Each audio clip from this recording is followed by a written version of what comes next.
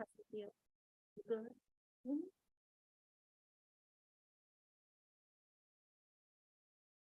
The time is 6:31. I'd like to call this regular Board of Education meeting to order.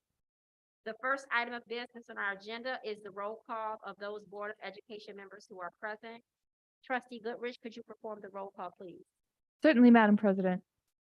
Trustee Townsend, Here. Trustee Fields, Here. Trustee Schindler, Here. Trustee Gainsley, Trustee Goodrich, I am here. Vice President Lee, Here. President Hawkins. Here. Thank you. We have 6 Board of Education members present and 1 Board of Education member absent. Next, that takes us to the Pledge of Allegiance. And at this time, I would like to invite the members of the public, the board, our staff members to join us in the reciting of the Pledge of Allegiance.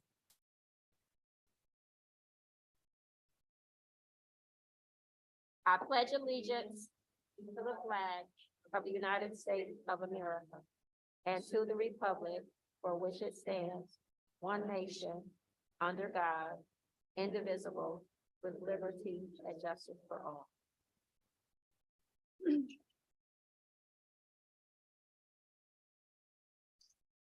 Next, that takes us to the acceptance of the agenda.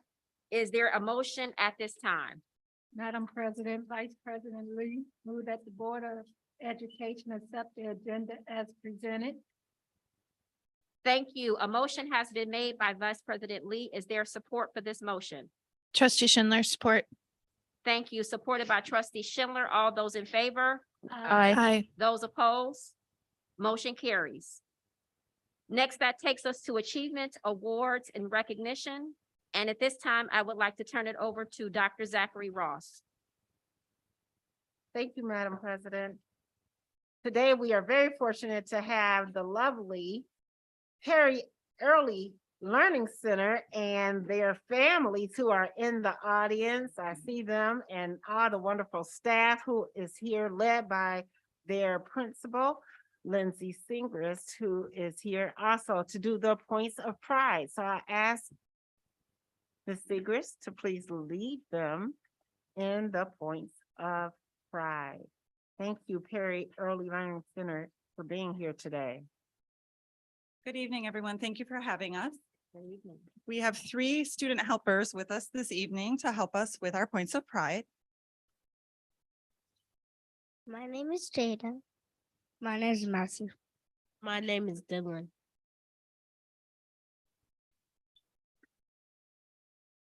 We're excited to share the Perry Points of Pride. We're excited to share the Perry Points slide. Thank you. We also have several staff members. We have 8 points of pride and 8 staff members to help us read them. So Mrs. Love will do our first. All right, so our Perry Points of Pride, actually, one of them happened today, which is awesome. It says Perry students have attended 3 virtual performances through the University Musical Society at U of M. And we are attending an in-person performance on 3/13/2023 today. It was called Step Africa and it was amazing. Did you guys like it? You had fun? Yes. You want to show one of your step dances? No? They've been doing it all afternoon, but do it. Show it. There you go.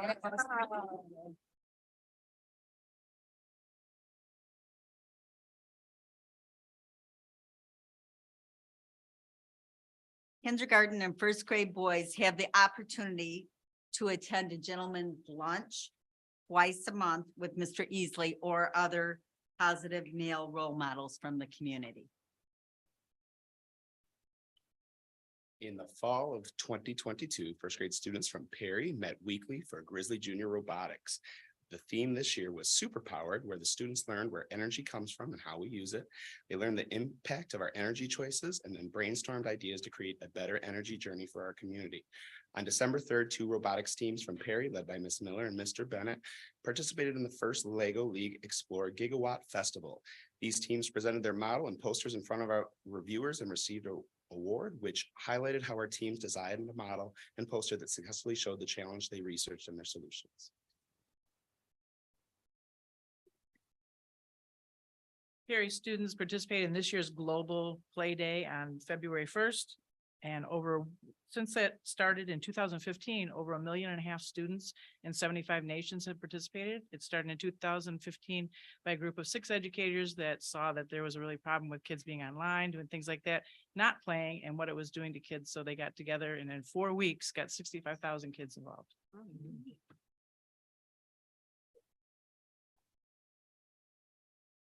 Perry houses one of the largest student populations in the district with 379 students. We also have one of the highest staff retention rates.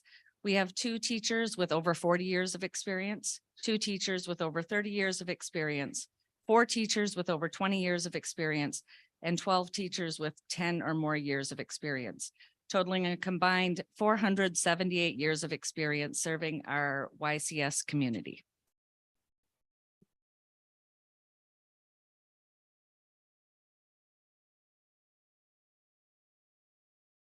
Perry has a number of educator-led groups such as Gardening Club, Reflection Network, Literacy Study Group, Staff Appreciation and Events, PBIS, and PTAB.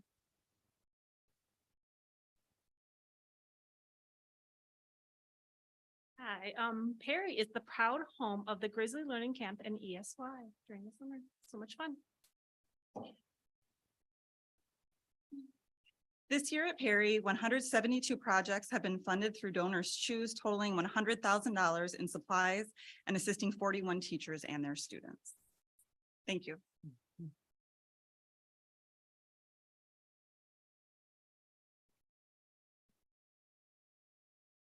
I just want to extend that.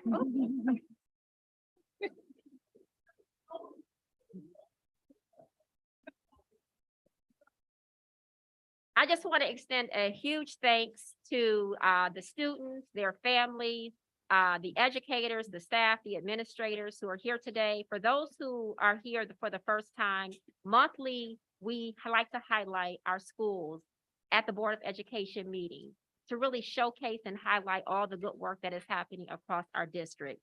And today it was Perry's turn and they did a magnificent job. So we want to thank you once again for coming today. We appreciate you and want you to continue all the great work that's happening at Perry Early Learning Center. Let's give them a round of applause.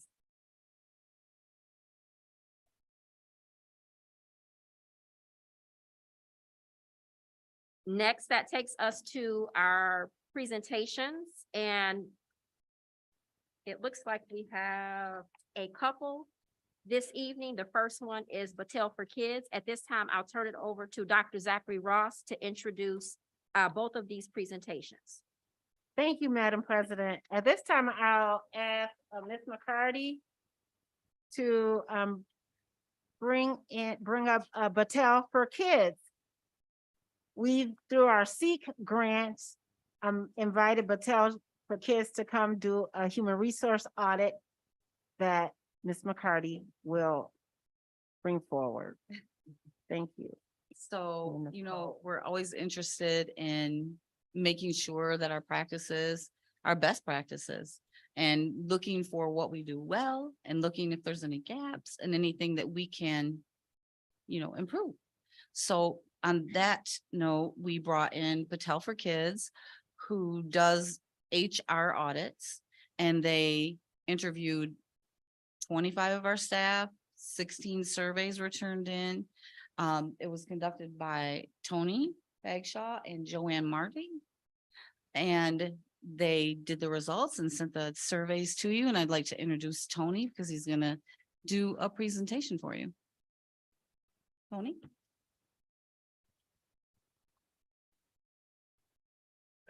Thank you, Sue. I will tell you that standing in front of this mic will be a bit confining. I tend to wander when I present, so I'll try to stay stationary. So first of all, thank you for inviting us into your community. It takes a lot of courage to say, hey, come in and tell us what we're good at and tell us where we might improve.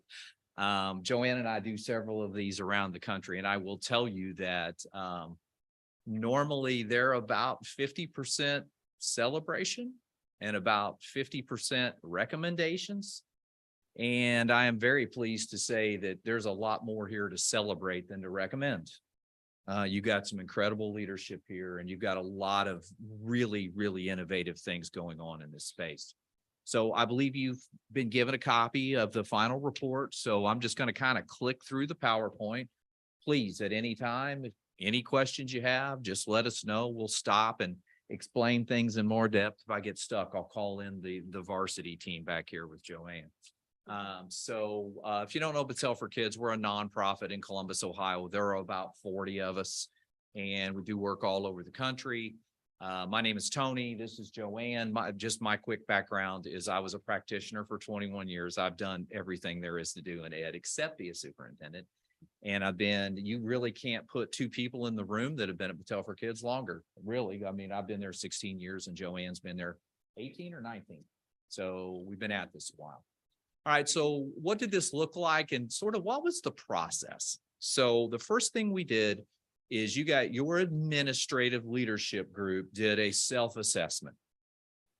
We had those findings before we came.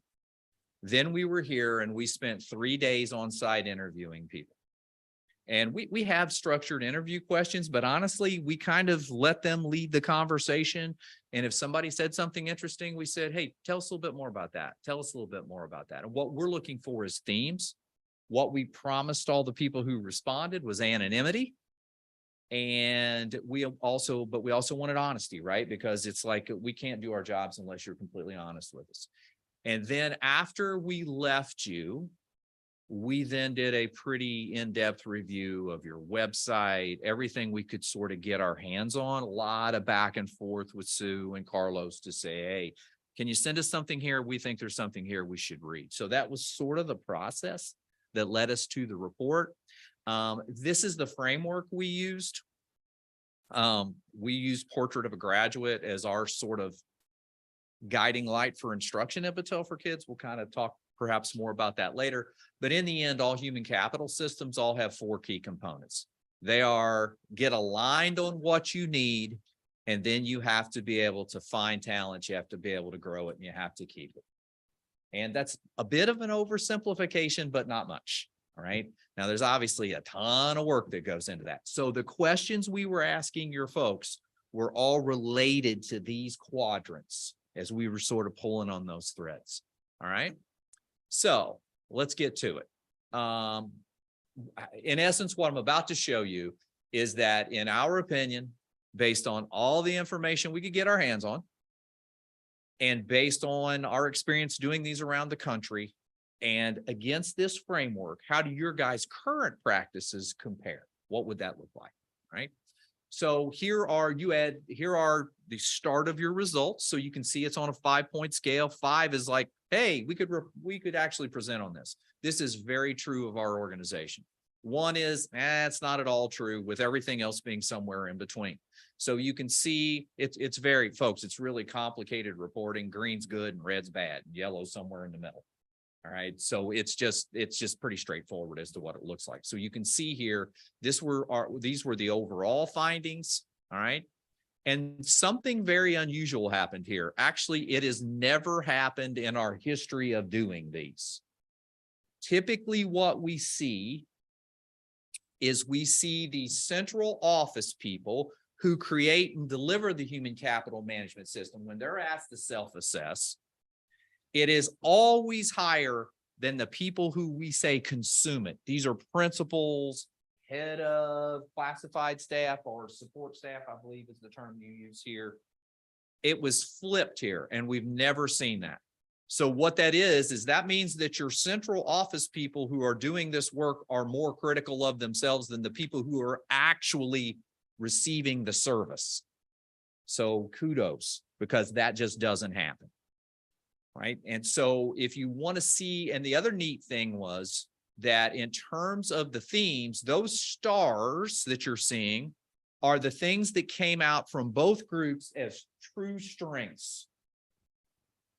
And then these are the challenge areas, and they were very aligned. So in other words, we got something else that's great going on here. We've got this, the people see the strengths the same and the challenge areas the same, if that makes sense.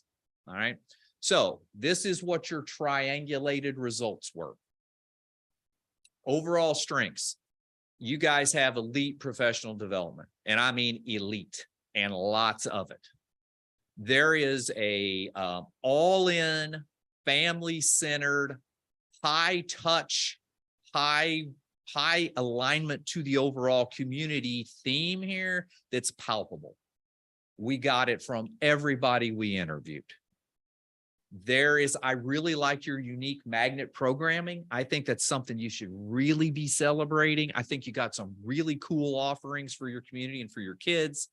And then there is an unyielding commitment from the superintendent to central office people to say, how can we get better? How can we get better? How can we get better?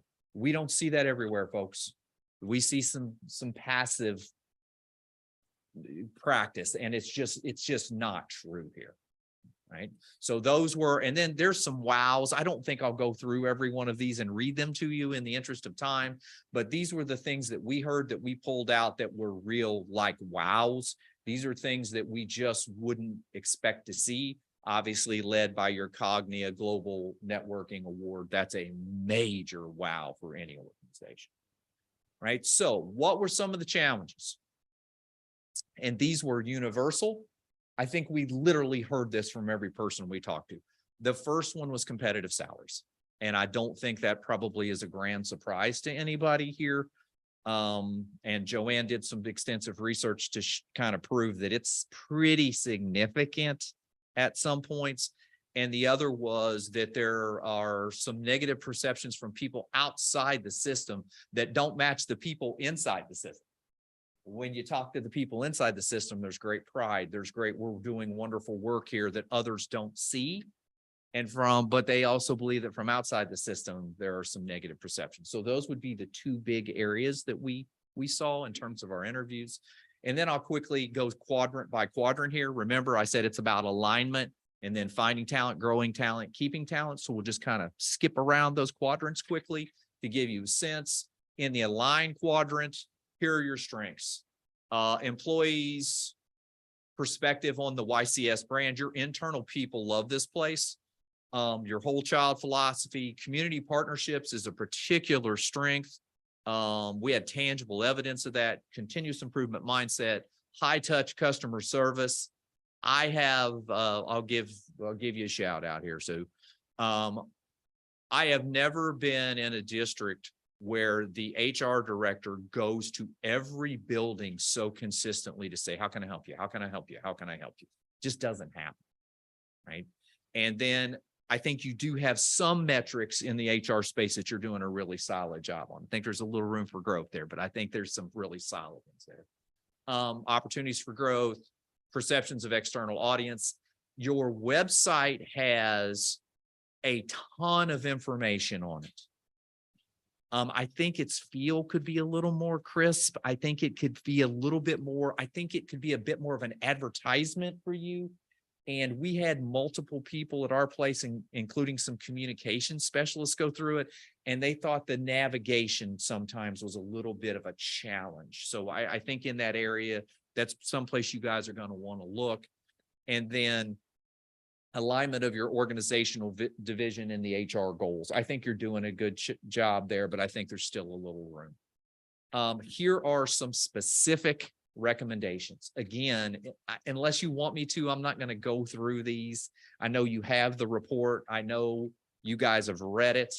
Is there any, I guess I would ask this, is there anything on these specific recommendations in the aligned quadrant that you would like for me to unpack or you have a question about?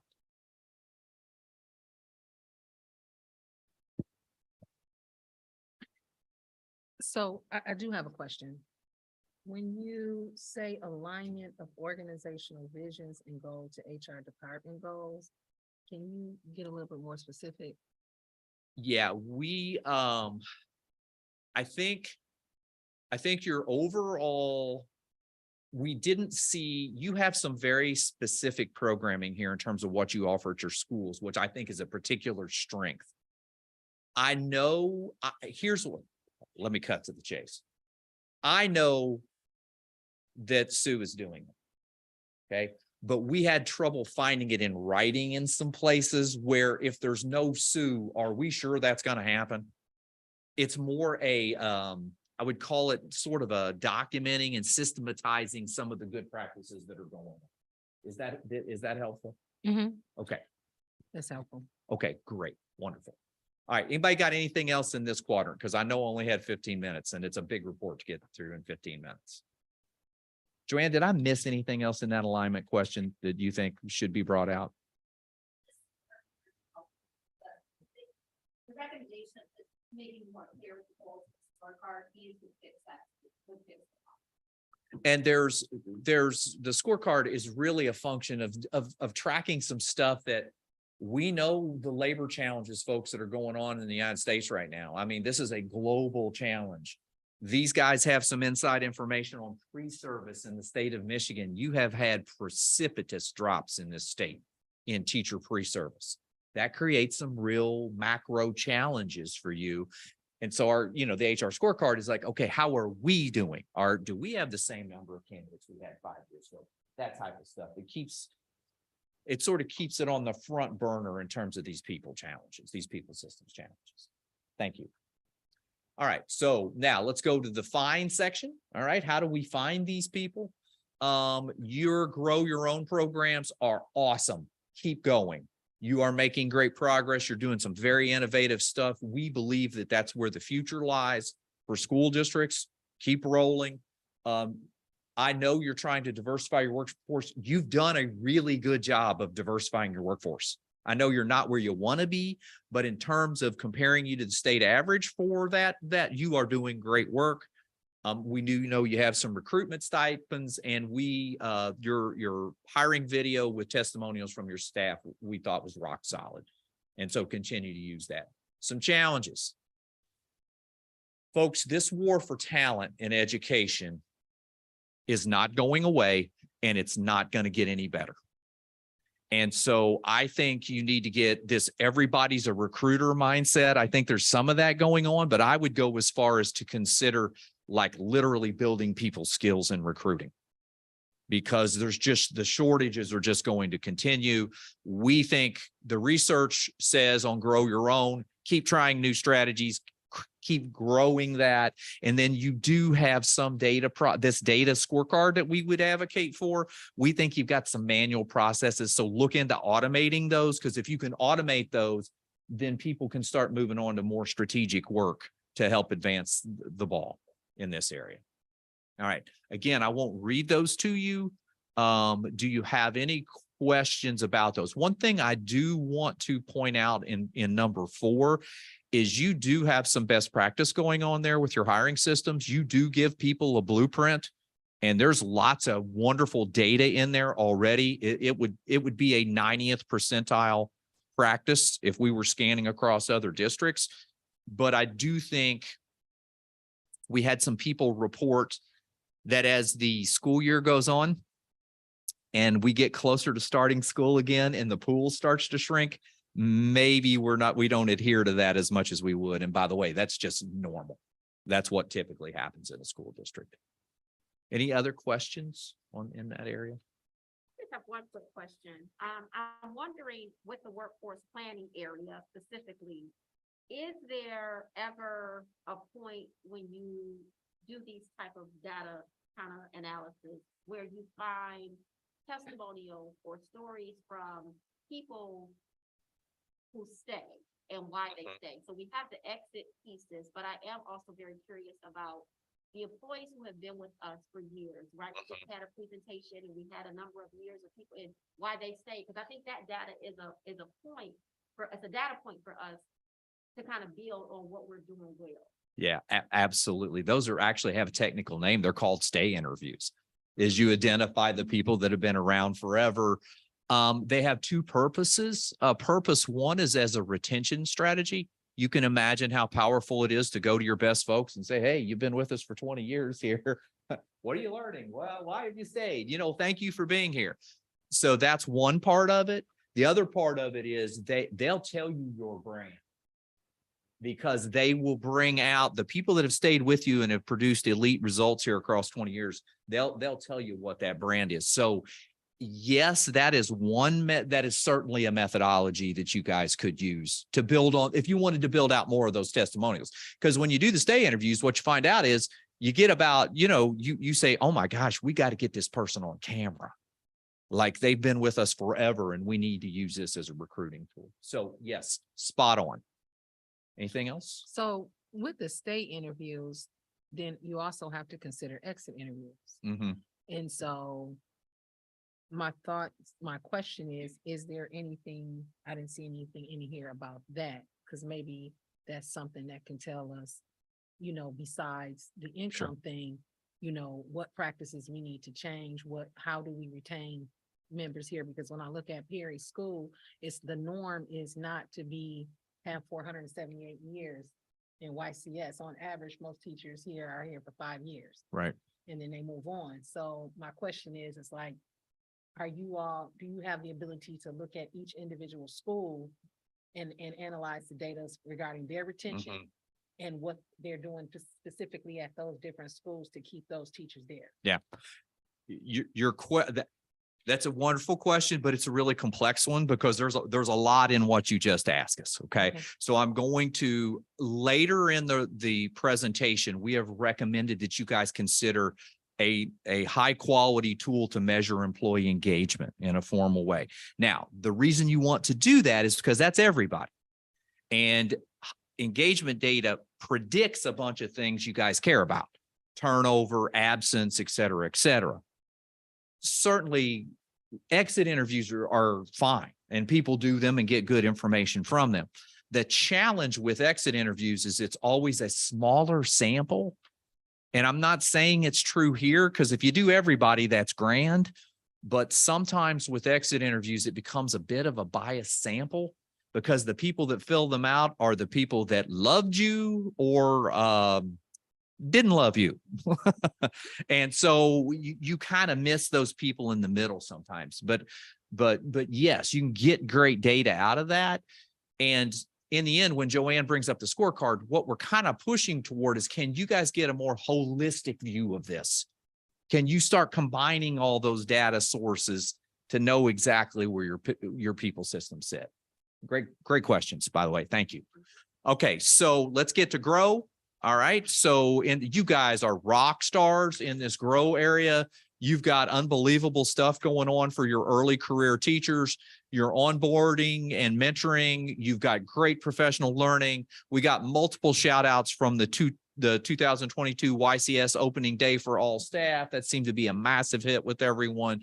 You've got great teacher leader pathway options for people. And you are also have a program where you're even creating a teacher pathway for your paraprofessionals, where you can get an instructional aid and you can end up being a credentialed teacher. Okay. That's awesome stuff. Unique. We don't see that everywhere. Some of your challenges is, I think you may have a little inconsistency perhaps in your paraprofessional onboarding and professional development. Those paras play a big role in kids' lives. I mean, they're working in them shoulder to shoulder every day. So that's some area that you could think about. And just in general for your support staff, frankly, folks, support staff, you guys have more than most. Most places, class support staff onboarding is toss them their keys and say, good luck. All right. You've got more than most, but I still think there's some opportunities there. Some things that like customer service, de-escalation strategies for bus drivers. Those are things that we normally would see a payoff in at some point. Okay. I'll let you look at those. And any questions on that before I get into the last section and our final recommendations?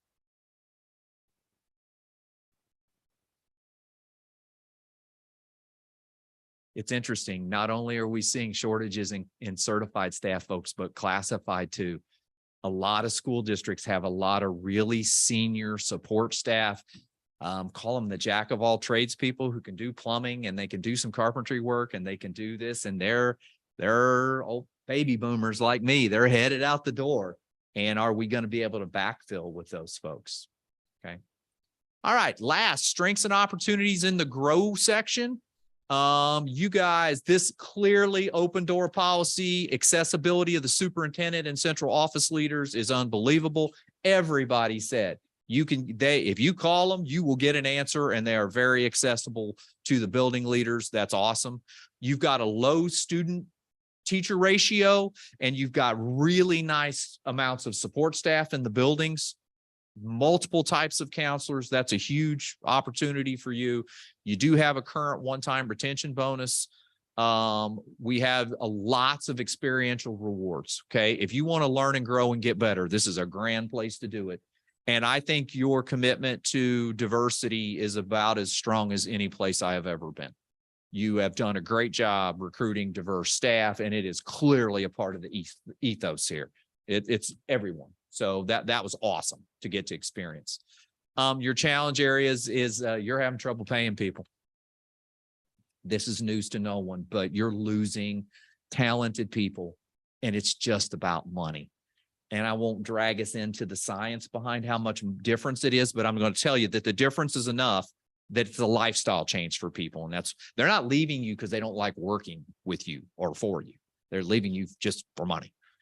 And then I do think you have a gap in formally measuring employee engagement. I think it would be a grand idea for you guys to consider that.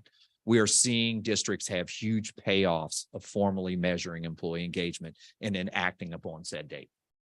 Okay. Any questions here?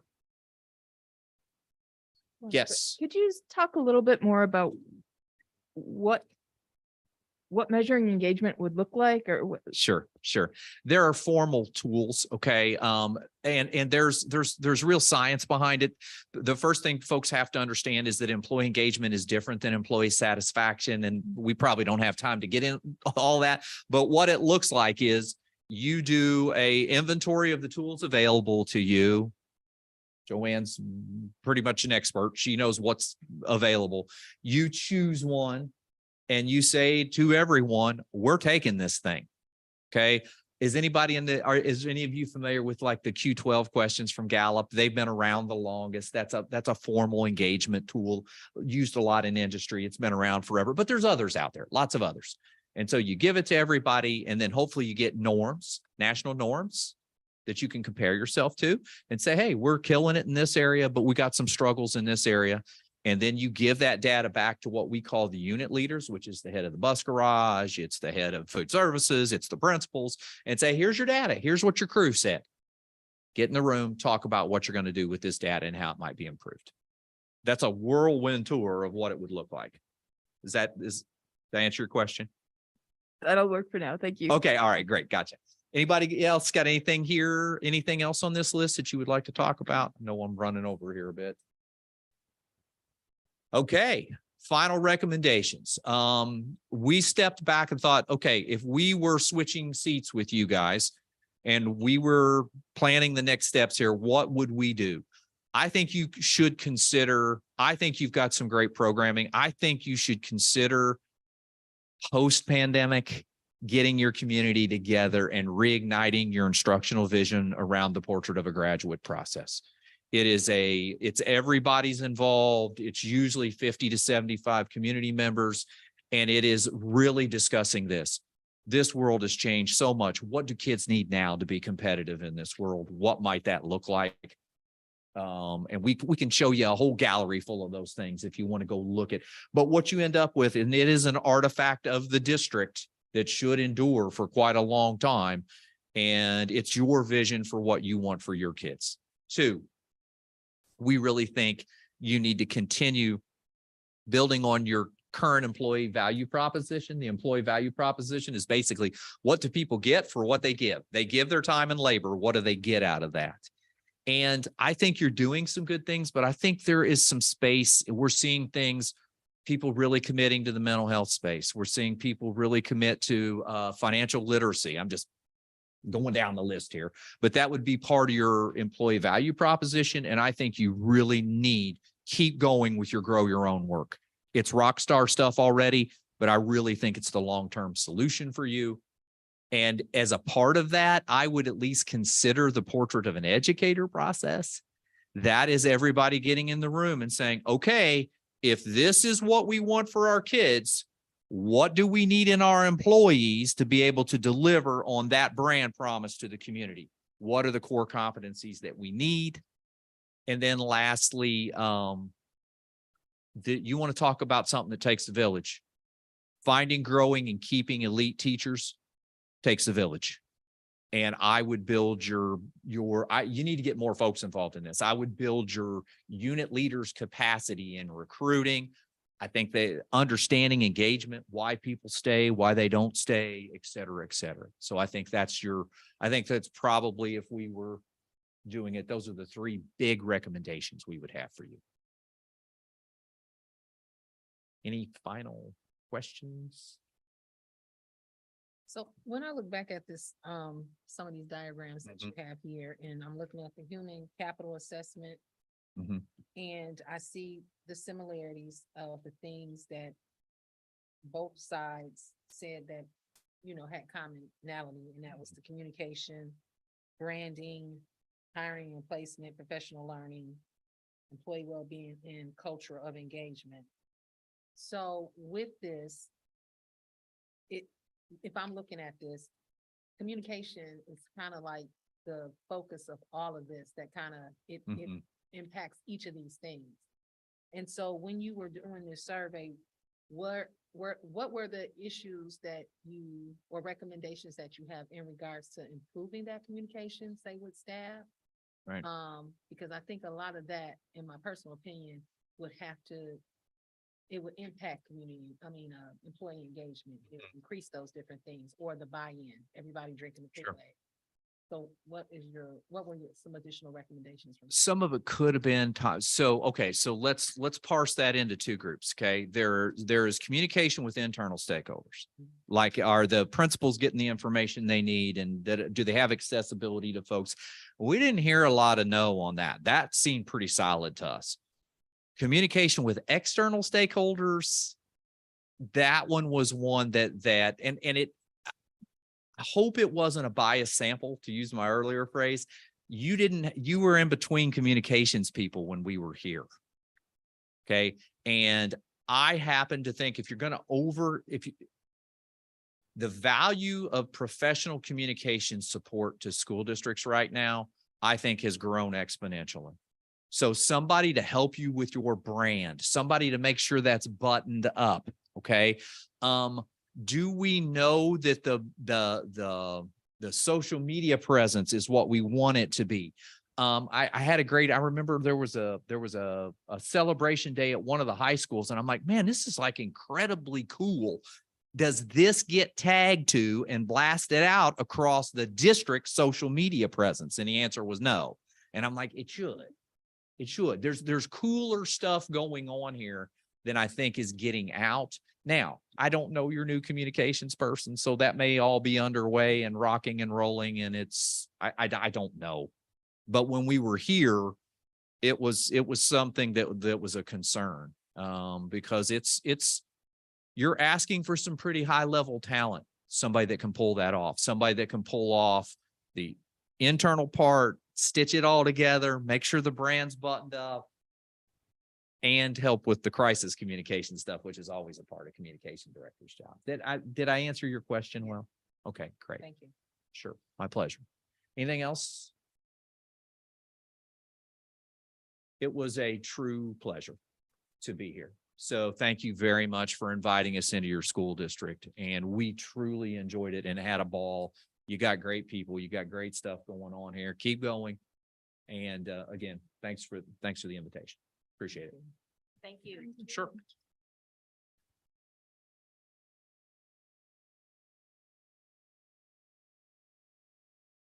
Thank you, Madam President. Next, we have Dr. Lopez, who is going to give an update on what our buildings have been doing with our partnership agreement. He's going to explain what a partnership agreement is and what it looks like in Ypsilanti Community Schools. Thank you, Dr. Lopez.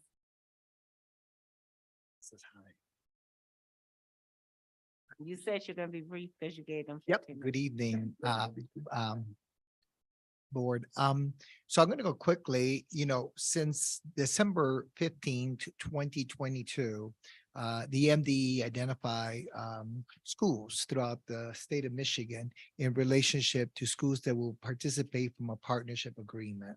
And so they were classified, and the schools was classified either as a comprehensive support and improvement schools, which is called CSSI. And we end up having two schools in the district that classify as CSI. And then we have a TSA, which would have been the middle school, classifies also as CSI, but because they're working on their work, they were not identified. So we only have two schools. The two schools are Holmes Elementary, and then we also have ACE. And normally alternative educations don't fall under the index, but this time around, because of all the things and the kind of support that the state is willing to provide, they had allow alternative schools to be qualified. So what I wanted to bring to your attention today is that we've been in the process since December 15, and at IPSI, we lead from the front. So that means we are very, very upfront in the very beginning. And so we are working with the state. Our Pell is Liso Carson, and she's been working with us. And of course, our Sarah Scott from MyExcel is part of that. Jennifer Banks as well from the ISD, as well as Melissa Jip from the ISD. We have a team here. We're the one district that is at the front of this work. I mean, really at the front of the work, doing cutting edge. In the process of this, we have been identified as the second district in the state of Michigan that really lives to the MyKIP process, besides Dearborn Public Schools, we're the second district. And so in essence, not to say that other districts are not doing the work, but we are really cutting and doing the work, the deep equity work that needs to be happening in school transformation. So in this process, this is a 3-year partnership. And if you look over here, basically here are our schools. So what we did different here compared to other schools, we brought all other schools together because we support each other. We're stronger together, right? So in the process, this team is helping to redefine the process for the entire of the school, so that we're working on goals, we're working on the things that really improves us as a district forward. And so in essence, it's been a lot of work, but just amazing. But you could see that the two schools that are on top are the ones that are comprehensive support.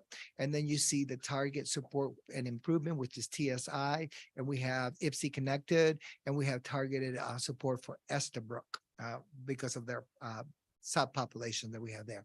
So as we look on this page, basically what you see here is that what jumps at you is that what does a partnership agreement do for us? As a district, it holds us accountable to make sure that we have a MyKIP school continuous improvement process that's cohesive, that is focused, that is standards driven, that it focuses, has a tight MTSS process that involves being able to differentiate for all students, and their students are receiving all the kinds of intervention.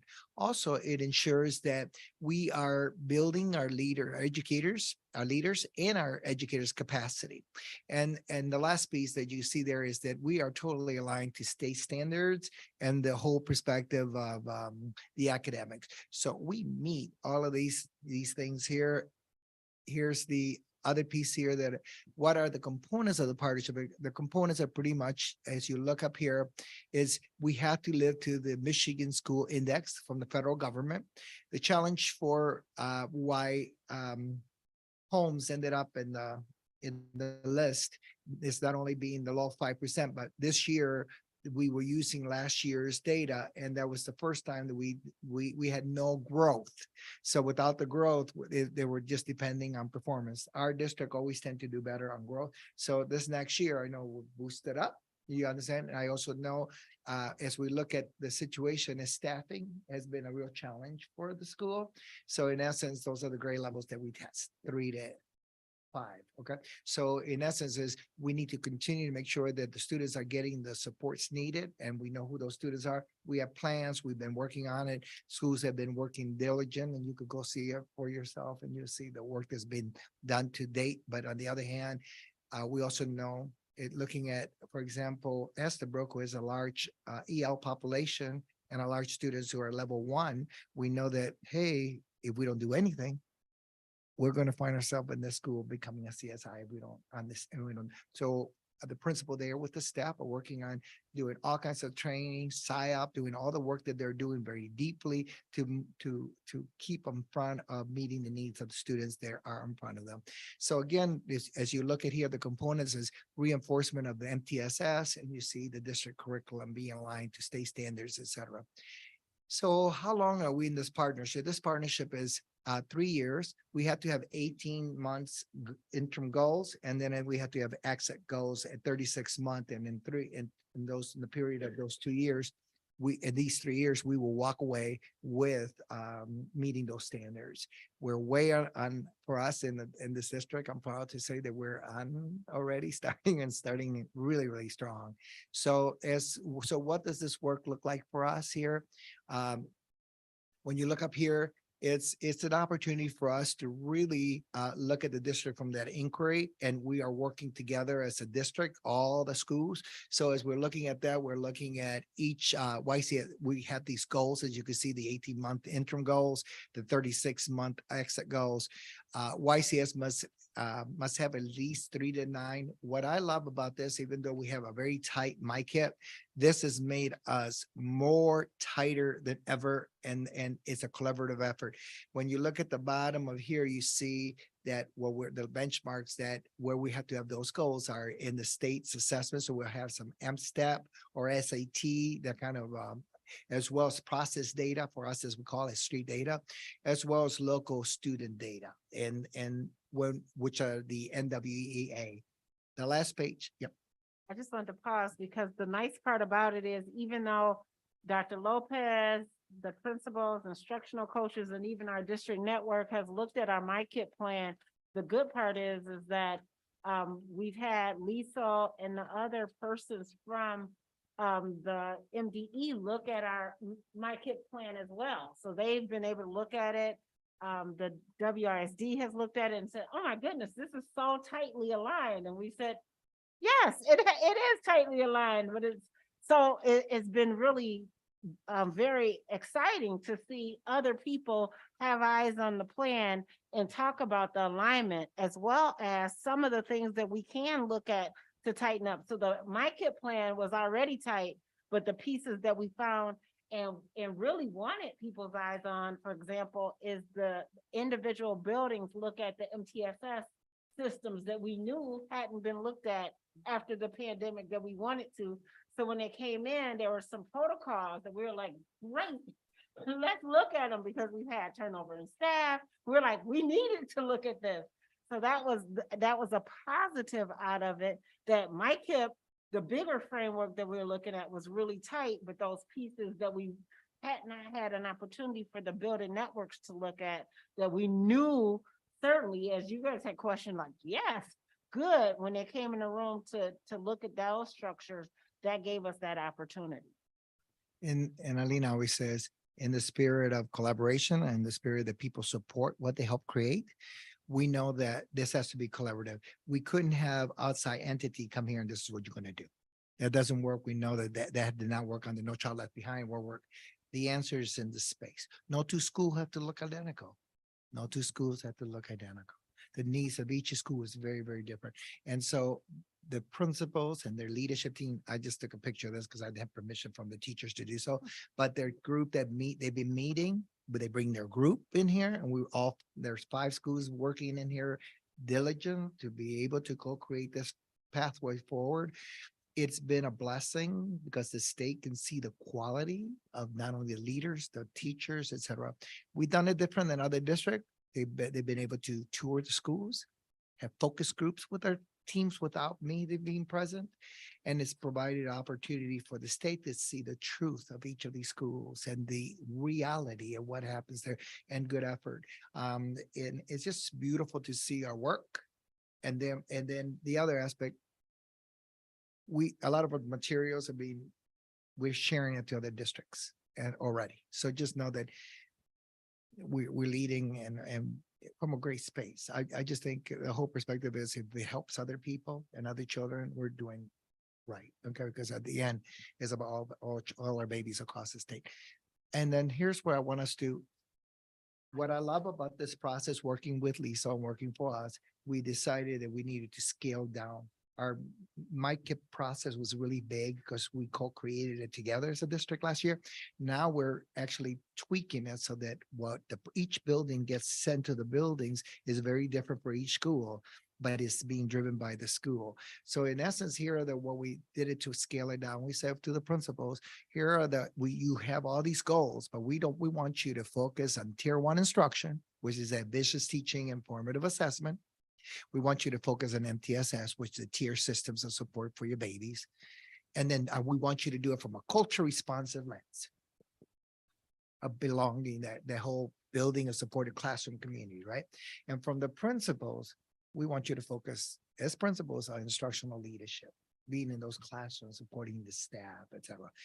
That itself took away everything else, so that now the school can sit and they could identify what that's going to look like for Estabrook, what's going to look like for Wise, what does that look like for each? So that people are developing these plans. On the other hand, we as a district can narrow it down to say, here, this is what you really need to focus on that you've identified together, because we need to really scale it down, because with the system moving as fast as the days are approaching, we got to get better in focusing. Okay. And so the last one is, what question might you have for me? And I know Julie was giving me that look, like you ran over the 3 minutes.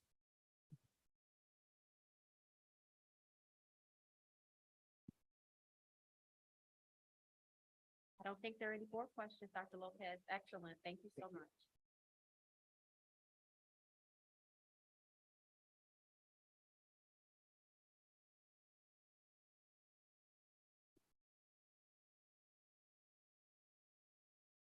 Next, that takes us to the first public comment section for this evening. At this time, Ms. Haynes, are there any public comment cards that have come in? Thank you, Ms. Haynes. That will now take us to the consent agenda. At this time, is there a motion? Madam President, Vice President Lee, move that the Board of Education approve the June 20, 2022 regular board meeting minutes. 2, personnel matters as per the presented list dated 6/13/2022, new hires and resignations. Work.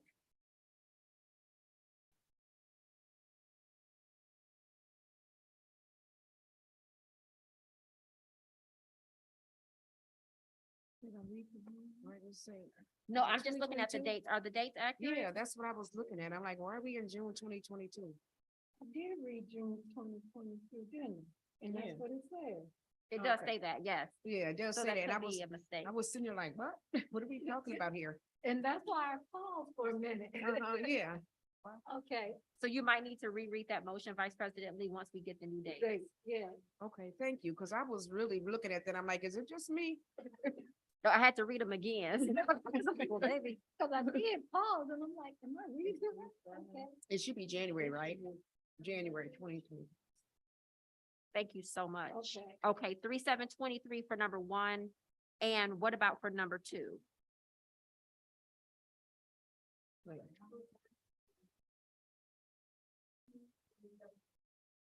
Two. Thank you so much. Vice President Lee, would you mind rereading that motion with the updated dates, please?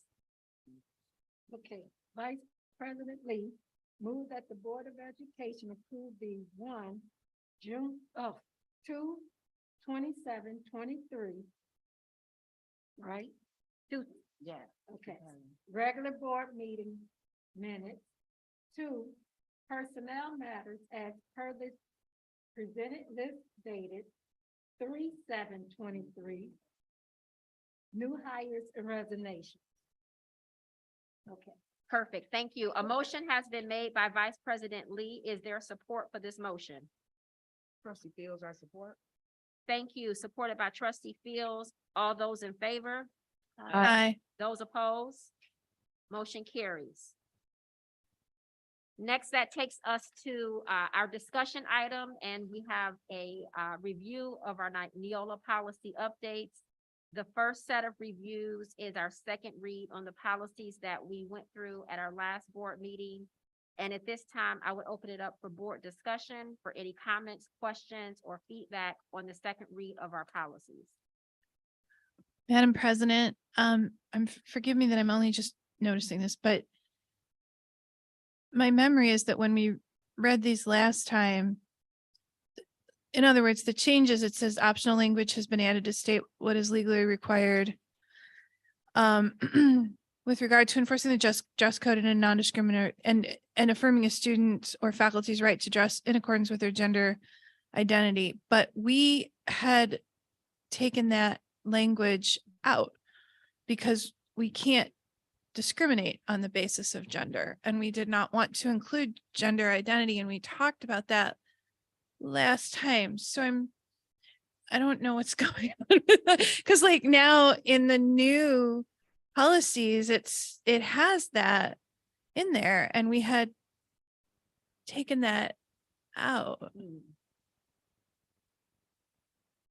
Thank you, trustee Schindler, as chair of the policy subcommittee. That is, you're accurate. We did discuss this at our last meeting. And so I think since this is our second read, let's make sure we strike this language if that's the consensus of the board and the memory of the board. Under the optional language, under the first set of policies, 1616, 3216, 4216, and the paragraph is underneath. It's an optional language has been added. Yeah, and so when you go into the ones that say new for all of those, there's that the board recognizes employees' right to dress in accordance with the employee's gender identity within the constraints of the preceding dress and and like we do, but we don't need, Yeah, we didn't. it's have not. that. The only thing that was supposed to be we changed it to student for policy Right. 50. I had that changed to student because when we had it last week, it said staff. That was Yeah, the but only then we thing. were gonna remove the whole Yeah. situation because Yeah, it's that not was really not gender supposed identity. to It's just have it. gender, and we already can't discriminate on the That was basis the- of gender. But I mean, like, it's not supposed to be there at all. Yeah, Yep, so no, we need to this take, whole yeah, we need to strike optional. that. Yeah. That has to be, we have to strike that all together. So this is not really a second read. Or maybe it counts as a second read, but these are not accurate policies. Not based on the first read. Correct. And again, for the record, we want to protect people's right to dress in accordance to their gender, like whatever they want to wear within the constraints of the dress code is fine. We don't discriminate. We just didn't want that language in there. Well, and when I'm looking at the attachments, unless I'm looking in the wrong place, it looks like the actual text of like 3216 and 1611, the new or revised versions. That looks like what I think we discussed. Like those don't, in those attachments, I don't see that text about gender, about Yeah, where it says, in accordance with gender identity. well, I'm on 3216 revised and it's there.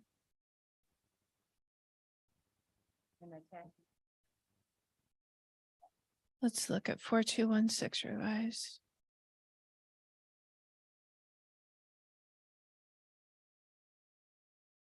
Oh, you're right. It is that green at the bottom. Yeah, you just gotta Yeah, scroll that down. was the part that I thought we Yeah, we struck that from all of them.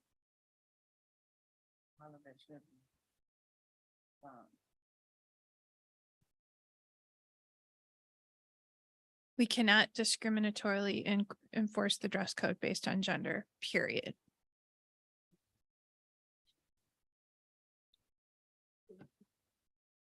Okay, since it's not checked, it's not added, the green.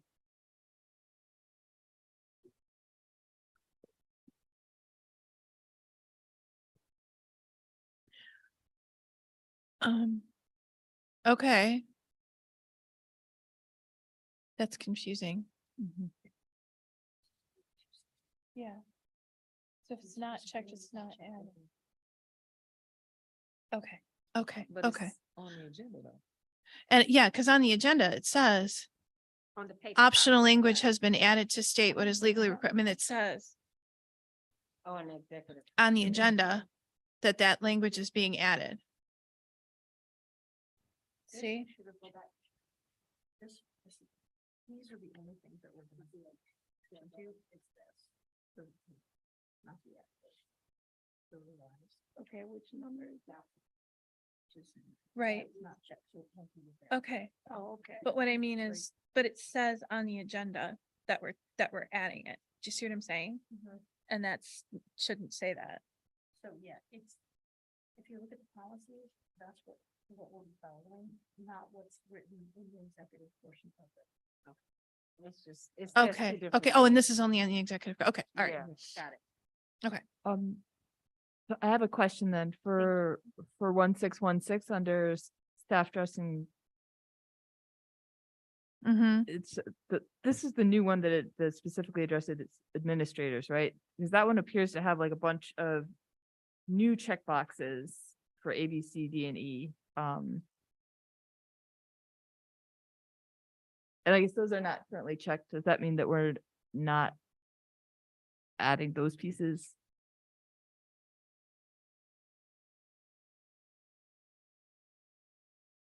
Mm-hmm. Yeah, I don't know. Right, none of them are checked.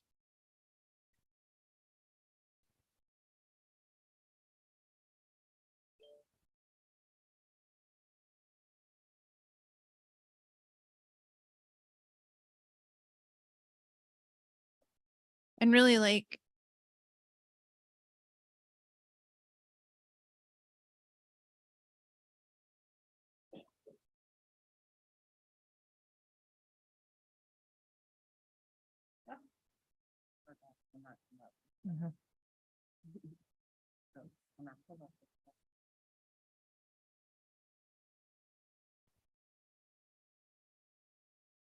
So while Dr. Zachary Ross is pulling that up, it looks like from what, just to go back to the optional language pieces that are in the hard copies of the board packet, it looks like maybe the confusion might be is that it reads as though the optional language has been added, but the sentence is saying that this is an option that could be added, but as a board, so there needs to be some clarity that as a board, we're deciding not to include the optional language.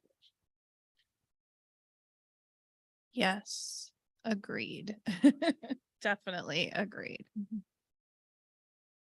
Because we had discussed it in the first read, so we don't really even need it here anymore. We really don't need it in the policies at all. Right. Like it should be out of the new policy Absolutely. completely.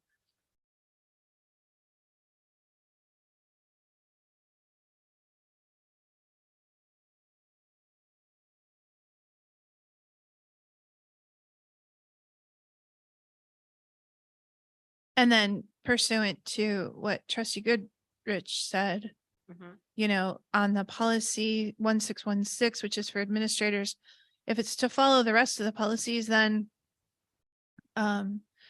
A through E should be checked and the last sentence should not. But nothing is checked right now. Okay.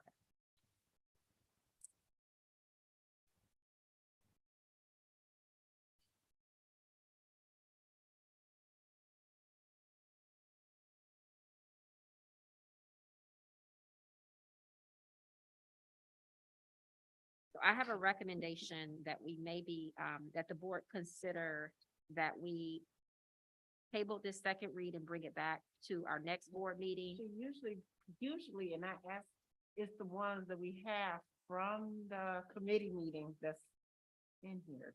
Like Mhm. it is for the, so I'm asking where those are. Okay. Thank you. Is that, I'm like, where are the ones with the notes? Yes. Right. Yeah, so, but we are all clear, I think, on what We we're are. planning With to do. with your committee, yeah, Yeah. with the committee, here there. You can please give them to the chair. There are the notes. Thank you. You just need the notes. Yeah. Thank you, Ms. Haynes.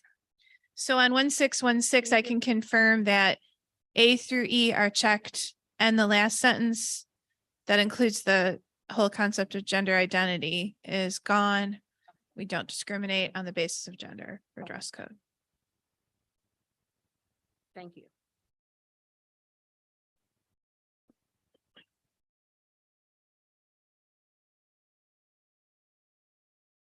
So for the third read, that's what we adopt. It would be helpful to have a clean copy for the third read that doesn't include the sentence that is unchecked. Do you know what I mean? I think that would be good. Well, it looks like we're adopting this tonight. Oh, don't we usually do three? Yeah, we usually do three. We have to do 3 reads. Look at number 9. Action Sure. item. Yeah, thanks. Let me go to it. On the agenda. Yeah, first reading. Oh, yeah, it does have adoption of the Neola policy updates, but we should be doing a Yeah, we usually don't third adopt until read. the third. Oh. Mhm. So I think we can I think maybe when we get there, we can move to table that. Okay. We can, Especially with the until we have a clean claim. Okay. version of it. Thank you, Vice President Lee, Mhm. for pointing that out. Okay, and then the other, the stuff that doesn't have to do with staff dress and grooming is the, grant funds, cost principles and procurement, and that's all boilerplate. We have to pass that. It's to keep us in, Compliance. accordance with the law. And I didn't see any problems when I looked at those. They seemed fine. But again, so it does add to the confusion because the new language is in green. There's no checkbox before it, but the new language is in green. So it'd be good if we could find a different way to, I don't know, report. Yeah, on we'll that. put those in next, the clean ones in. Okay, Thanks. thank you. I think now the difference is that before we would just send it to Neola, now we'll have to, it won't be clean, it'll be the handwritten ones like you have in your hand. And so, cause Neola sends us the updated. Oh one, yeah, and then they load it on a board doc. and they Yeah. upload it, so Yeah, I it saw won't that. look so clean, but it'll at least will be clear what yes. everyone, and please accept our apologies. No, for- it's please no don't even, worries. it's totally fine. I just want to make sure we're all on the same page. I do too. So thank you for bearing with us. Okay. All right, thanks. So that's the second read. Are there questions or comments on the second read? I do have one question in regards to the policy regarding, compensation when it says expenses under 0144.1, section A. Expenses will be reimbursed for activities authorized by the board. I have a question in regards to when we are, say, when we serve also for the WASB. For clarification, those are considered authorized activities for the board. Are Trustee you Townsend, could on, Put a pin in that for 1 second. We have to get through the second read first. Yeah, I think and you're then on we'll move B. to that. Okay. We'll Yeah. move to B right after that. So we'll Okay, come right sorry. back to you. Nope, that's okay. Go ahead, trustee Schindler. Thanks. So there's no questions or comments on the second read beyond the discussion we've already had. Okay. I'll turn it back over to you to move on. All right, thank you, trustee Schindler. So we will move on to, item B, and that's our first reading of the Neola policy updates. And I just want to make sure. No, never mind. Is the date for the first reading? That's because it's backdated, right?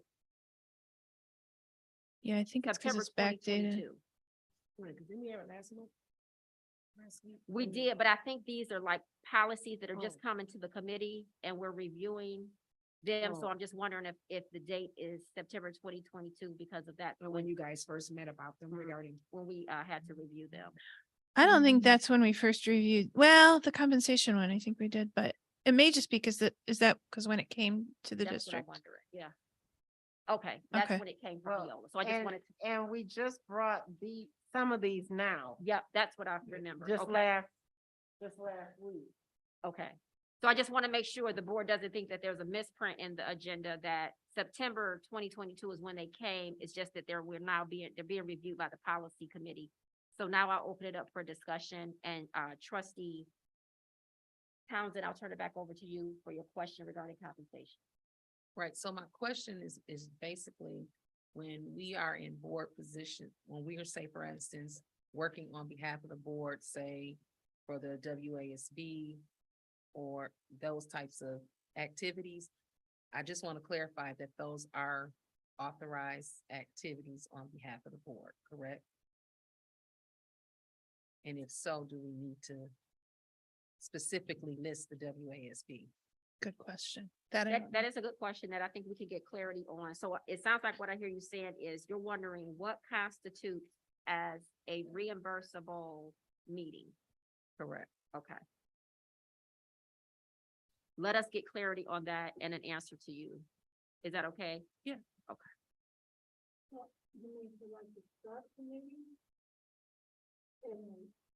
Like WASD. So for the Washtenaw Area School Board Association, we have to have someone represent as a legislative, LRN representative. And then, or if one of us serves as a board member to the executive board, those are things that we do on behalf of the district, specifically the WASB. So I'm not talking about like if but I don't know if that would also apply, say if they require it for the foundation or something like that. So I'm just want to make sure that it's clarified roles that we have to, places that we have to serve and represent for the district, that they're considered part of reimbursements, expenses or something like that. That's a good question. Or even the MASB, I don't know if the MASB would qualify. I don't know, so I'm just getting clarification for anybody that serves in those capacities. No, you raised a good question. The only thing I remember is that the maximum amount per year is 52 meetings. Mhm. And so within that, we know that board meetings are covered. We know subcommittees, any work in the district, but aside from like roles like committee liaisons, appointments, because you're delegated to, serve on the WASB, or you're the delegate for MASB and you attend those meetings, are those also reimbursable? We need to get clarity on that. So you raised a good question. Does anybody have any feedback or? Well, I never did for MASB, but for the foundation liaison, I would get reimbursement. Oh, okay. Yes. Okay, so it would seem like then other meetings would be included in that, but we'll get absolute clarity. Because I never did for delegates, because, when we go to MASB, The conference is covered. the conference is covered, Mhm.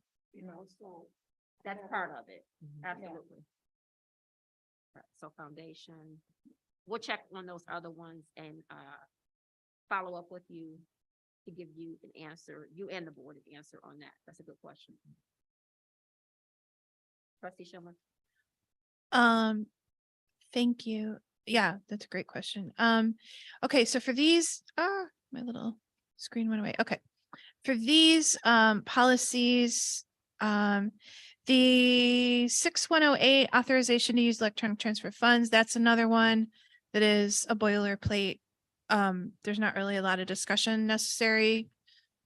Certainly questions are welcome, but it's just one of those that we just sort of have to do. 6700, the Fair Labor Standards Act. Recommended update was to include reasonable breaks in private facilities for nursing parents to express breast milk during the first year after the birth of their child. That was optional, but I think more than reasonable. And then the only change the policy committee recommended making from the recommended Neola update was to change language from nursing mothers to nursing parents, and from maternity leave to parental leave. And also just in general, Neola, it looks like as they're updating their policies, they're recommending adopting gender inclusive language, the singular, which isn't really the singular there, instead of his, her, there, which is very good practice. So we just wanted to make sure that we were in line with really good gender inclusive language all across the board on that one. So there's two aspects to that are sort of being changed, the gender inclusive language, and then just in general, the, support for breastfeeding parents. Which as a former breastfeeding parent, I am certainly very much in favor of. So that's on 6,700. On 7440.03, small unmanned aircraft systems, that's drones. There were some options. Some school districts, I guess, have outlawed drones at all. You can't use them during MHSAA sporting events, but like sometimes it's nice to use them to take photos and things. So we kind of went the middle ground, which is sometimes you can use them and sometimes you can't. And there are some rules and regulations around that. So that was what we, as a policy committee, chose to do. And I think those are all of the policies we discussed the other night. I thought there was one more, but I don't. We're waiting on legal language on one of them. That's right. Thank you. So are there questions or comments on any of those? Super. Yeah, and I think getting clarity on the reimbursement is excellent. So that's the policy updates. Thank you so much, trustee Schindler. We will get clarity, and when this comes back for a second read, or even before that, we'll get clarity on the question raised by trustee Townsend. Next, that takes us to action item number 9, which is the Neola adoption of the Neola policy update. And as mentioned during the discussion, I think it might be a good idea to take a motion at this time to table this until we get that document cleaned up. Madam President, so moved. Thank you. We have a motion from trustee Schindler. Is there to table? Is there a second for this motion? Support trustee Goodrich. Supported by trustee Goodrich. All those in favor? Aye. Those opposed? That motion carries. Next, that takes us to item 10. Under business and finance, we have the acceptance of the National SAM Innovation Project Renewal Quote. Is there a motion at this time? Madam President, I move that the Board of Education accepts as presented the National SAM Innovation Project Renewal Quote in the amount of $149,775. Thank you. A motion has been made by trustee Goodrich. Is there support for this motion? President, trustee Fields, I support. Thank you. Supported by trustee Fields. Any discussion on this item? Could we just get a little bit of background on this, Yes. this tool? Dr. Zachary Ross. Thank you. I'll ask Dr. Cascarella if he brings, I know we talked about last year, but this is a reminder. Come on. If you just, yeah, it's just hard to see you from back there. Thank you. A time efficiency tool. Good evening, board members. The SAMS tool is a time tracker tool, essentially, and yet it's more than that. So what a principal will do is at the beginning of the week, they'll meet with their person they call the SAM. That's the person that's designated in the system. Usually it's a secretary, but not always. For example, Assistant Principal Alvarado at the high school has Bob, his parapro is his SAM. And so they'll go over the week's agenda, what Principal Alvarado might have on his list. The goal here is for the principals who are SAM principals to get in classrooms more and coach teachers and provide feedback to teachers. One of the things that the SAMS person will do, especially like if it's a secretary, you can imagine that maybe a vendor or a parent wants to meet with Mr. Alvarado and he's got some classroom visits scheduled. This SAMS person will say to that person, you know, Principal Alvarado really wants to meet with you, and yet he's going to be in some classrooms. Here are some times he's available, or he can call you back. Which one works best for you? If it's a real upset parent or someone that needs an emergency, then that person certainly is addressed at that point as well. So it's not like we put them off, but it's a great tool. There's a high correlation between principals that are using the SAMs and also getting their evaluations done in a very timely and meaningful way. So that's a big part of the tool. Also included with that is the SAMs conference that's next year at the end of January. And we attended in February this year, a dynamic conference for our leaders. So a little bit about it. Thank you. Any other questions? So is this kind of like a virtual assistant? Sort of, but it's not like artificially intelligent or anything like that. It's more, think of it more as like a calendar. So they're really programming times into their calendar to visit classrooms. So I might be a first year teacher. And so Principal Alvarado would be in my classroom to watch me maybe work on student engagement. And he's giving me feedback during that time. So rather than hoping to get into classrooms, these are scheduled times that they are getting into classrooms, providing feedback to teachers. So it's kind of like a calendar. It does sync with like their Google Calendar or whatever calendar that they do use. So is he virtually watching them like we are now? So that the classroom is going, is it a virtual thing for him to watch as opposed to he's physically going over and sitting Yeah. in and observing? Great question. Yeah, he's physically going in and observing. It just helps, it helps the principals prioritize their time. They get pulled, and so it helps them get an accountability partner. It helps the accountability partner to have good conversations to make, ensure that they get the time in the classroom. Because you get pulled in so many different ways, but it's like, no, you said you're gonna be in a classroom at this time on this day. You better get in that classroom and let me help buffer you so that you go in the classroom so you can see that students are engaged. This is what you said, and I'm gonna help you do that because this is your time. So this kind of like helping us to keep the main thing, the student achievement, the main thing.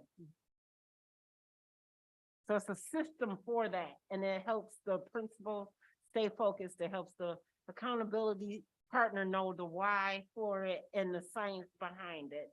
And then the conference helps the principals be amongst other principals who understand that value of student achievement and what good feedback looks like, sounds like, feels like. What's it look like to do good observations and good feedback and all that around it. Other board questions? Thank you, Dr. Pascarella. Thank you.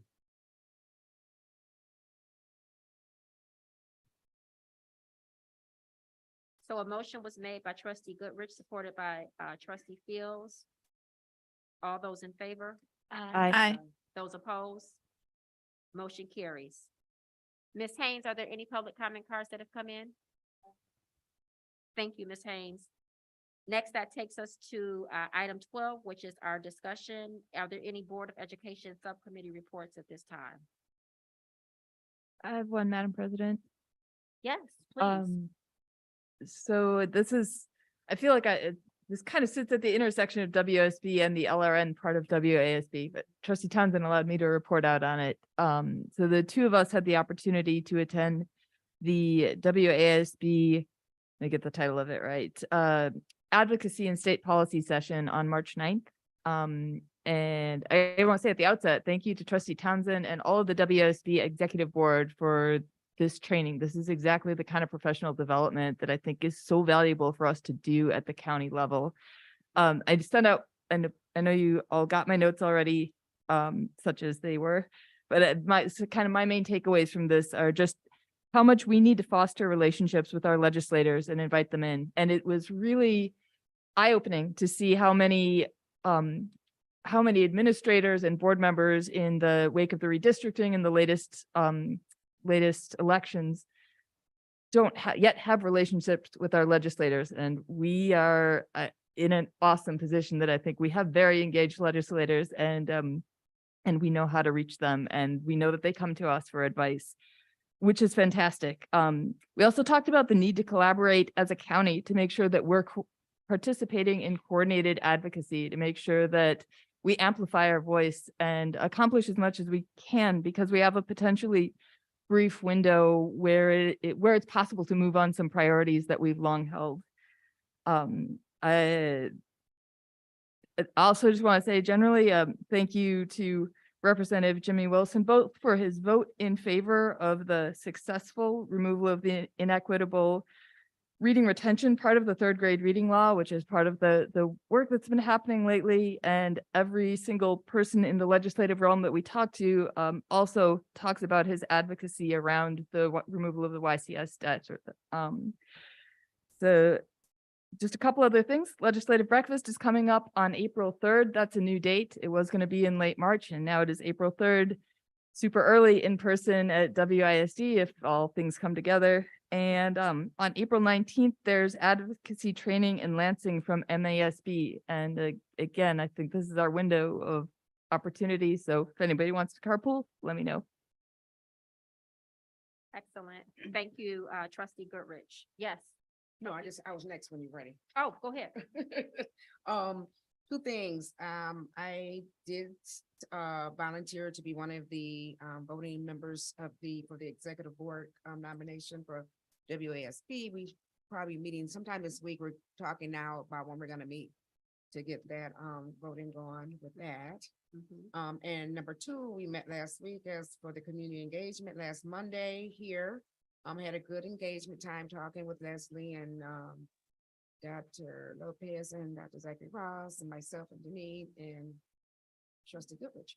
So we're getting together, trying to put some things together about how we can do some things different when it comes to community engagement. It is engagement in general for YCS.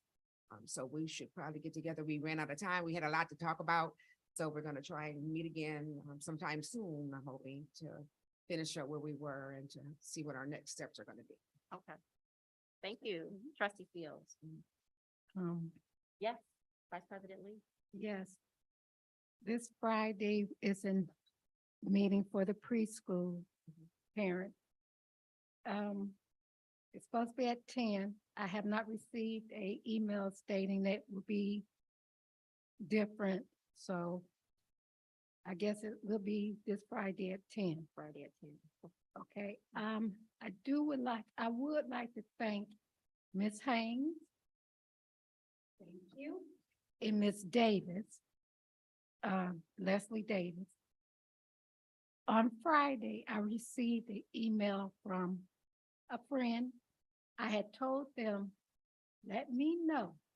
My friend told, let me know and let me know ahead of time when the deadline for summer works program would be, so I can get it out to the district. But of course, that didn't happen. They told me Friday afternoon that the deadline would be Sunday, that just passed. So of course, I sent the email to Ms. Haynes and I told her, could you please see that this email would get to the person I need to get to, which of course is Ms. Davis.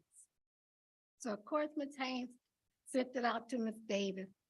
And she said, I don't know what could happen, on such short notice, I said, well, I appreciate you anyway, Ms. Haynes. So then Ms. Haynes told me, well, she got it out, but she said she's been putting it out there anyway, And I said, oh yeah, Ms. Davis on it, she letting our people know this district, she's on top of it. So she got it out. Ms. Davis got it out. She's been putting it out there. So I am so thankful for Ms. Haynes and Ms. Davis. And I hope that our young adults take advantage of it and they put their application in and they got it in before the deadline and they taking advantage of the summer works program. And they're gonna work and work and work this summer, and it not only gets them a job, it helps them with putting in applications and get them a mentor. And what else it does? It help them, figure out what they want to be, and just it's such a powerful program, and it keeps them off the streets, and it just lift them up. And I'm so happy. And you know, I got my 17-year-old grandson on there because I said, boy, you ain't gonna be laying around here. No, you gonna be working. So yeah, I hope they took advantage of it. And I apologize that I didn't get it out because I wanted to do it at our last meeting, Oh, okay. you know, Yep. but my friend didn't get it to me in time, but Okay. Ms. Davis was on it. She was. You on know, it. she Okay. was on it. So Good, I good. thank her and I thank Ms. Haynes. So thank you very much. Yes. And I concur, Vice President Lee. It is a excellent, excellent program. Yeah. And our young people, it's available to our young people and they should certainly take full advantage of all those opportunities that are afforded to them through this great program, Yes. Summer Works. Every year, I know we talk about it and we advertise it through the board because, and I don't know if it's widely, I don't know what spaces it's advertised in, but I do know firsthand that it is an excellent opportunity for young people. So I appreciate you bringing it to the board. You're welcome. Right. Any other subcommittee reports?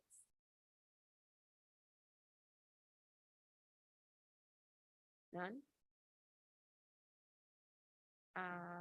I did have, I think, one question as I was taking notes.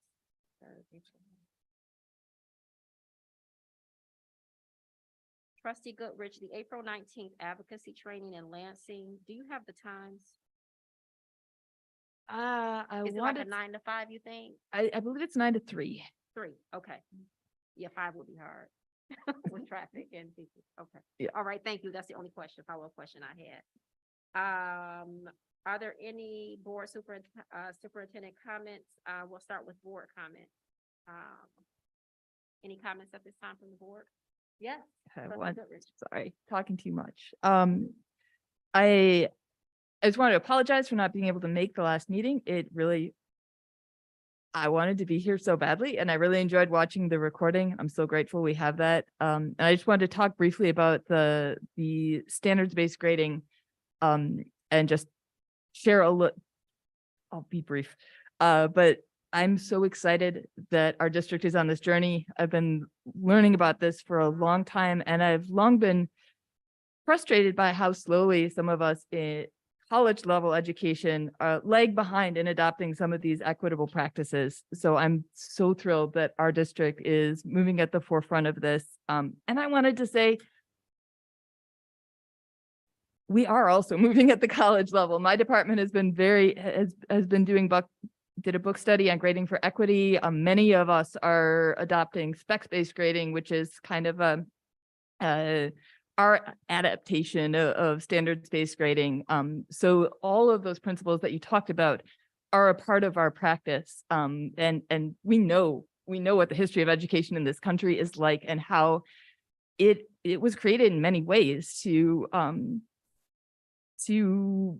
value compliance and not necessarily to authentically assess or achieve learning. And this journey that all of us are on to give our students the opportunity to authentically learn and truly be assessed on that learning is so exciting. And I'm so grateful our district is taking part in that. And we're working hard to make sure that when they get to college, we are also doing that authentically. So that was a really exciting presentation and I'm so glad to have had the chance to watch it after the fact.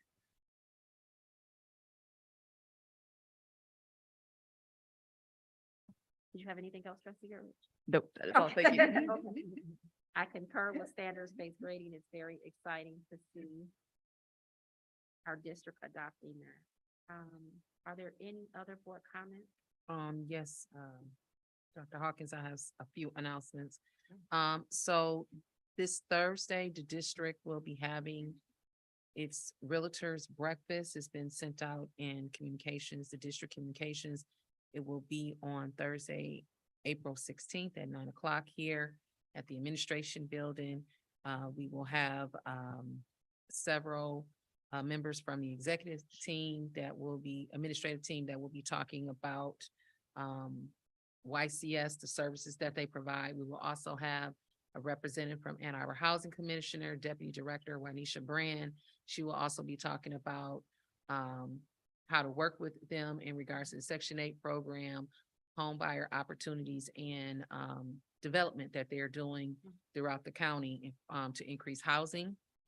On April 8th, which is a Saturday, from 10 a.m. to 12 p.m., we will be having the 2023 Community Easter Egg Hunt Extravaganza. It is a collaboration with African American organizations and friends or mutual aid resources within the community and the district.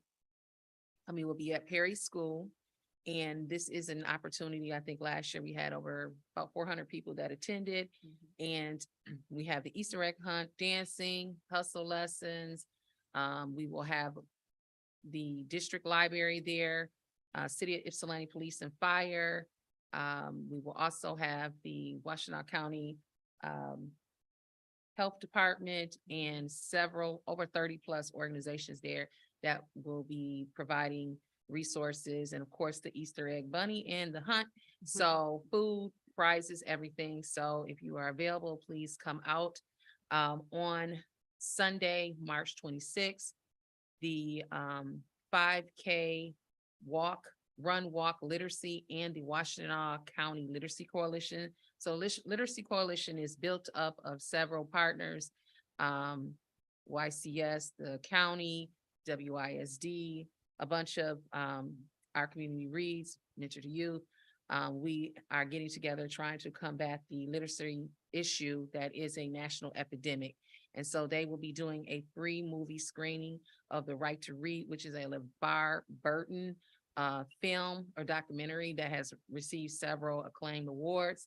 And I want to do a special public thank you to Pastor George Waddles with Second Baptist Ypsilanti. They have offered their facilities for us to do the community viewing at no charge. So I want to say a special thank you to him and his members. Also, you all should have received communications from WASB in regards to next month's election that they will be having for members to serve on the executive board. We are running as a slate, myself, is it Michael McVeigh from Saline, Christian Frake from Milan, and Tom Rollins. We are the current executive board. We work very well together, so we decided to run together as a slate. And Trustee Yvonne Fields is serving on the nominating committee. So if you have any questions, please let me know. That's it. Thank you. I had a question about the date. Could you repeat the date for the Easter egg hunt, please? It is Saturday, April 8th. Thank you. And this has been going on for over 25 years. So we want to thank the district for allowing us to continue this legacy. It's an outstanding event. The Literacy Read Coalition, that viewing of the movie, when is that? Sunday, March 26th at 5 p.m. at Second Baptist Ypsilanti. And we will have a panel discussion afterwards with local educators as well as legislative members and things like that. So we're ironing out those details this week. Other board comments? Thank you, Trustee Townsend.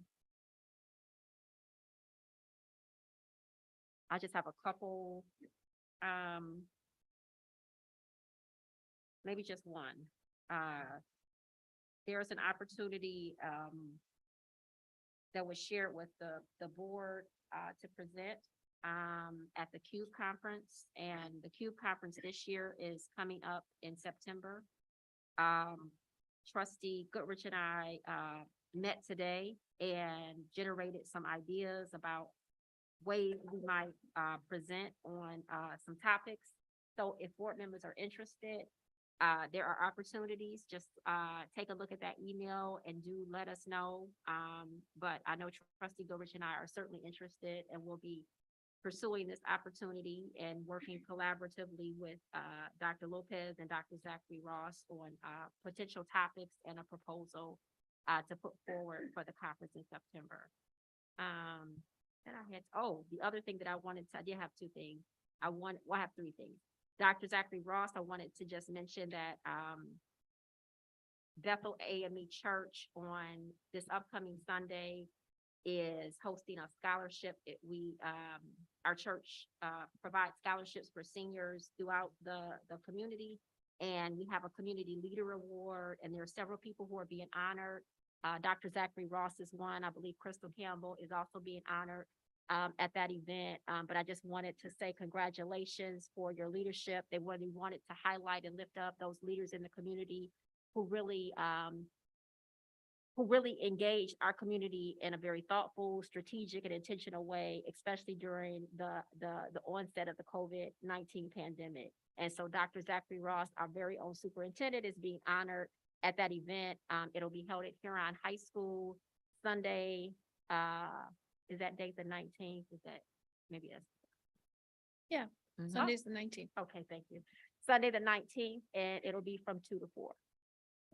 So I just wanted to say congratulations on that. And then I just wanted to thank all the board members for all of their service on the subcommittees, nominating committees, community service, all the things that we're doing. And then I said I had 3 things, but I really have 4. I want to thank the entire leadership team, everyone who was involved in organizing the tours for the board. They have been the first round of tours were absolutely wonderful. I know we have a second round coming up, but I know it took a lot of work and effort. Ms. Haynes is always in the background, working hard, and making sure everything comes together for us. But I just wanted to say a huge thank you, for organizing that. It was a great day. We had an opportunity to go to many of our buildings, and we'll have an opportunity to go to many more.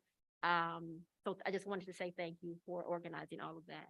And that is my last one. Dr. Zachary Ross. Thank you, Madam President. Well, it's Women's History Month. So again, board, I know this is a historic board. You definitely have set precedents as history makers, as being, since the appointed board, being an all-woman board, and you continue to be role models for our community. And so I just want to, again, thank you for your service. Thank you for setting a standard. Thank you for being role models in our community. And this month alone, I just think about the fact that you are setting this standard for our young ladies in this community. And as Women's History Month, we just need to pause to think about the fact that you continue to make history. So thank you for your service, and thank you for what you do, because people don't understand the behind the scenes and what you do daily on behalf of the students in Ypsilanti Community Schools. Also, thank you to all of you who are taking the March's Reading Month initiatives and invitations, and for also what our teachers are doing. We were in the schools even today, just looking at all the reading that's happening and all the partners. So for all of those who are coming in and reading with our students, and all the innovative and creative ways our teachers are making this month fun for students. We want reading to be exciting and fun, and it to be a lifetime commitment. And we know we should be reading all year, but they just make it a way that they make reading so, we know reading is fundamental, but they make this month so interesting and so fun and so engaging. And so I just thank our educators and our families out there who are working with us, and our partners for engaging with us. Thank you for all the ways you're connecting with us at Ypsilanti Community Schools to make March Reading Month so engaging for our students. We did do a walkthrough with Teach for America today, and they have a whole new mission. It is not to just bring in new teachers. That is not their mission anymore.